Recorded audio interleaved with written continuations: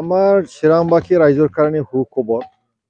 আজি আমি ভূমিশ্বৰ পাহাৰৰ তলত ভূমিশ্বৰ ইকো টুৰিজম ছ'চাইটিৰ দ্বাৰা যিটো পিকনিক স্পট ইয়াত ব্যৱস্থা কৰি দিয়া হৈছে, যিটো আমি আনুষ্ঠানিকভাৱে মুকলি কৰি দিয়া হৈছে।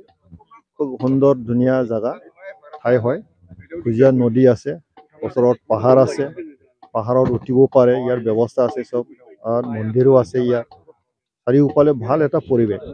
গতিকে ৰাইজে যোৱা বছৰত যেনেকৈ এই মানে ঠাইত আহি পেলাই পিকনিক খাবৰ কাৰণে আহিছে, ফূৰ্তি কৰিছে, এনজয় কৰিছে, এণ্টাৰটেইনমেণ্ট লৈছে, এইখিনি সুবিধা এই বছৰতো ছ'চাইটিৰ দ্বাৰাই কৰি দিয়া হৈছে। গতিকে সুন্দৰ এটা পৰিৱেশ ইয়াত পাব। গতিকে মই ৰাইজৰ জনাব বিচাৰিছোঁ যে ইয়াত আহক, সকলোৱে উপভোগ কৰক। ধুনীয়া এটা পৰিয়াল লৈ পেলাই ইয়াত আহিব পাৰে, পাহাৰখন উঠি পেলাই নিজৰ এটা অভিজ্ঞতা ল'ব পাৰে। তো গতিকে এইখিনি পৰিৱেশ ইয়াত পাব।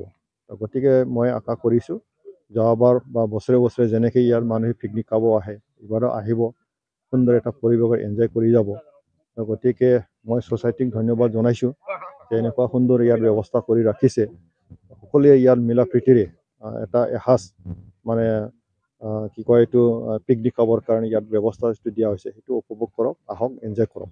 সন্মানিত আমাৰ আজি এই পিকনিক স্পট পাৰ্টত উপস্থিত হোৱা আমাৰ MP ছাৰ আৰু আমাৰ সকলোৱে এই মান্যগণ্য ব্যক্তি আৰু লগতে আমাৰ ছ'চাইটিৰে সদস্যসকল, আৰু ইয়াত ক'ব লগা একো নাছিল, যিবিলাক মানে ক'ব লাগে MP ছাৰে ক'ল। এতিয়া মই আৰু 4 বছৰ হ'ল প্ৰেচিডেণ্ট হোৱা এটা, অৱশ্যে 2 আষাৰমান ক'ব লাগে হিচাপত।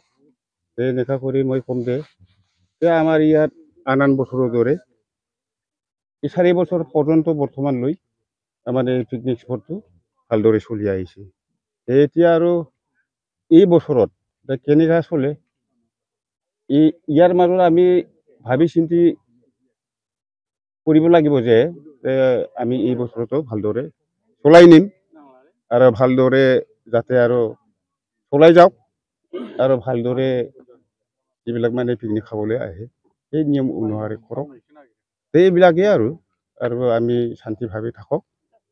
পিকনিক খোৱা যিবিলাক মানে পৰিয়াল সকলে আহে সেইবিলাকো শান্তি থাকক। এনেকুৱা কৰি আমি চলাই আছোঁ 4 বছৰ পৰ্যন্ত। ইয়ালৈ আৰু ক'ব লগা একো নাই। এইখিনি কৈ মই চাবলগীয়া পইণ্টৰ কথাটো আৰু ৰুল হিচাপে হ'ব, এই ৰুলহে দেখাব, এই ৰুল হিচাপে যাতে মানক।